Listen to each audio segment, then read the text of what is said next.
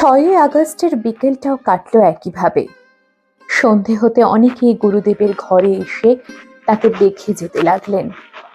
বর্ণকুমারী দেবী ভাইকে দেখতে এসে রাত্রে এখানেই রয়ে গেলেন। একবার করে বর্ণকুমারী দেবী কাঁপতে কাঁপতে এ ঘরে আসেন ভাইকে দেখতে। সামনে আর আসতে পারেন না।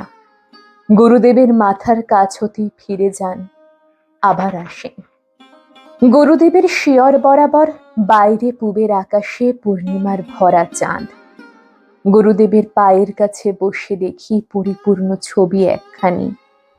এই ছবিখানি যেন আজকের জন্যই দরকার ছিল, এমনটি হবার কথা ছিল। রাত 12টায় গুরুদেবের অবস্থা খুব অবনতির দিকে গেল। 7ই আগস্ট 1941 সাল, 22শে শ্রাবণ। ভোর 4টে হতে মোটরের আনাগোনা জোড়াসাঁকোর সরু গলিতে। নিকট আত্মীয়, বন্ধু, পরিজন, প্রিয়জন সব আসছেন দলে দলে। বাইরে বারান্দায় ধীরে ধীরে মৃদু কণ্ঠে কে যেন গাইছেন গান। কে যায় অমৃত ধাম যাত্রী। চেষ্টা করেও নিজেকে সামনে রাখা যাচ্ছে না। বেলা 9টায় অক্সিজেন দেওয়া শুরু হলো। নিঃশ্বাস সেই একইভাবে পড়ছে, ক্ষীণ শব্দ নিঃশ্বাসে। সেই ক্ষীণ শ্বাস ক্ষীণতর হয়ে এলো। গুরুদেবের দুপায়ের তলায় দুহাত রেখে বসে আছি। পায়ের উষ্ণতা কমে আসতে লাগলো। বেলা দ্বিপ্রহরে 12টা 10 গুরুদেবের শেষ নিঃশ্বাস পড়ল। বাইরে জনতার দারুণ কোলাহল। তারা শেষবারের মতো একবার দেখবে গুরুদেবকে। গুরুদেবকে সাদা বেনারসি জোর পরিয়ে সাজানো হলো।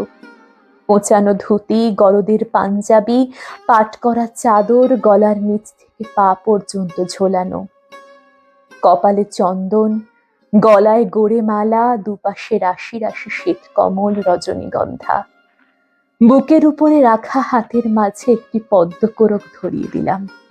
দেখে মনে হতে লাগলো যেন রাজবেশে রাজা ঘুমোচ্ছেন রাজসজ্জার উপরে। একে একে এসে প্রণাম করে যেতে লাগলো নারী পুরুষে। ব্রহ্মসঙ্গীত হতে লাগলো একদিকে শান্ত কণ্ঠে। ভিতরে উঠোনে নন্দদা সকাল থেকে তার নিজের কাজ করে যাচ্ছিলেন। নকশা এঁকে মিস্ত্রি দিয়ে কাঠের পালঙ্ক তৈরি করালেন। গুরুদেব যে রাজার রাজা, শেষ যাওয়াও তিনি সেইভাবেই তো যাবেন।